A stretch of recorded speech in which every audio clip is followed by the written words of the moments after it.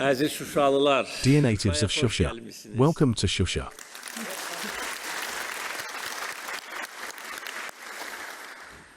32 yıldan sonra siz doğma Şuşa'ya qayıdırsınız. You are returning to your native Shusha after 32 years. I sincerely congratulate you on this wonderful and historic event. You lived with a longing for 32 years, but I am sure that you never forgot Shusha. You knew and believed that you would return here. I also knew it. I also believed in it.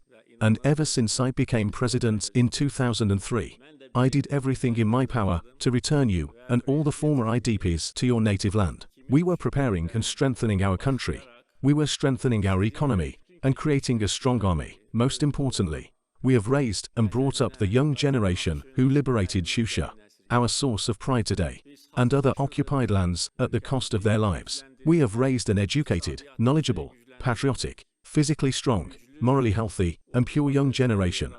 And they liberated these lands by putting their lives on the line for 44 days on my order. We are very much indebted to them for this day. We are indebted to our glorious army. We are indebted to our armed forces. We are indebted to our martyrs and disabled veterans. May Allah rest the souls of all our martyrs in peace. The people of Azerbaijan have demonstrated such heroism and self-sacrifice that today the whole world talks about the sons of Azerbaijan and shows respect for our nation, because we have restored our rights not through negotiations, not at the expense of any concessions from someone, but on the battlefield. We have liberated our cities and villages. We have shed blood, and we have had martyrs. All the people of Azerbaijan were as united as a fist for 44 days. The contemptible enemy had committed a miscalculation. They were so convinced of their own myths that they thought they would be able to keep our lands under occupation forever. Their patrons behind them, the great states, further reinforced this confidence in them. But we were sure.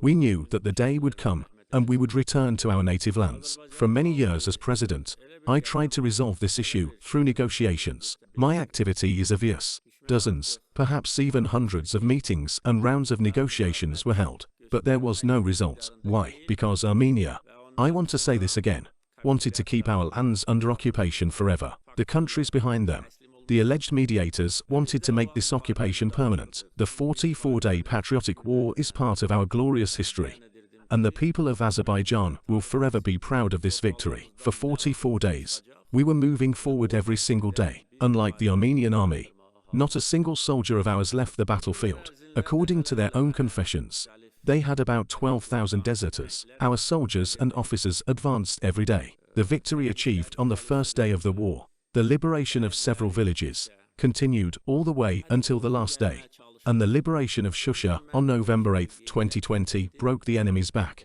The enemy already realized that they were no longer able to resist, and after that signed an act of capitulation, which was practically a surrender. We stopped the war right then, because I had been stating from the first days of the war that the enemy should give us a timetable of when they would vacate our lands, and then we were ready to stop the war. During those days, I received many calls from different capitals. Various proposals were put forward, and some even tried to threaten me. However, I was firm in my conviction, and I was saying it both during those phone calls and in my addresses to the people of Azerbaijan.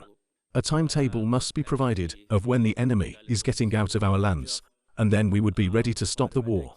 And so it happened. In the early hours of November 10, 2020, Armenia signed the act of capitulation, and the war stopped. As you know, during the war, I gave interviews to a number of foreign media representatives, and, of course, the questions were different. Of course, I could not say anything about our plans for the war. I was once asked about Shusha, and I said that our work would be incomplete without Shusha.